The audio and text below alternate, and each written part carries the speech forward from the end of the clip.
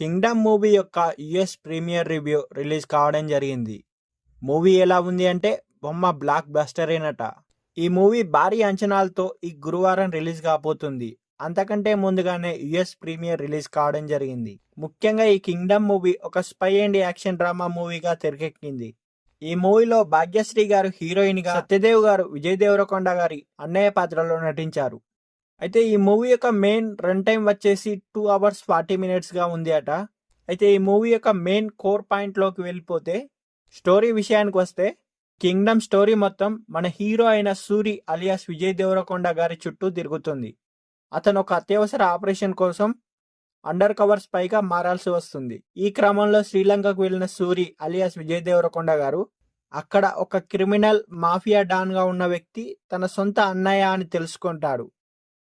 తన అన్నయ్యని చంపాల్సిన పరిస్థితి ఏర్పడినప్పుడు సూరి ఎలాంటి నిర్ణయం తీసుకుంటాడు?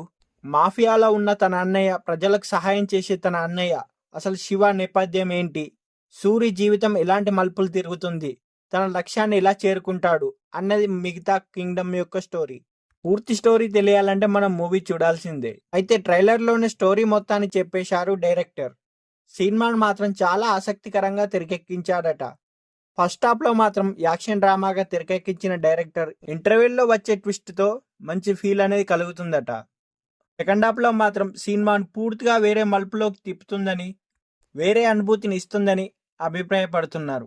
ముఖ్యంగా ఈ మూవీకి అనిరుద్ధ్ గారు అందించిన బీజిఎం మాత్రం సినిమాకి మెయిన్ ప్లస్ పాయింట్ గా నిలుస్తుందని, మొత్తంగా కింగ్డమ్ మూవీలో ఒక అన్నదమ్ముల అనుబంధం, యాక్షన్ సీన్స్, భావోద్వేగాలు, ట్విస్టులతో కూడిన చాలా అంశాలు ఈ మూవీలో ఉంటాయట. ఈ మూవీ ఎలా ఉంటుందో మనం గురువారం చూడబోతున్నాం. ఇది యుఎస్ ప్రీమియర్ యొక్క రివ్యూ. ఈ రివ్యూ ఎలా ఉందో కింద కామెంట్ సెక్షన్లో కామెంట్ చేయగలరని మనవి. మా ఛానల్ యొక్క కంటెంట్ కనుక నచ్చినట్లయితే సబ్స్క్రైబ్ చేసుకోగలరని మనవి.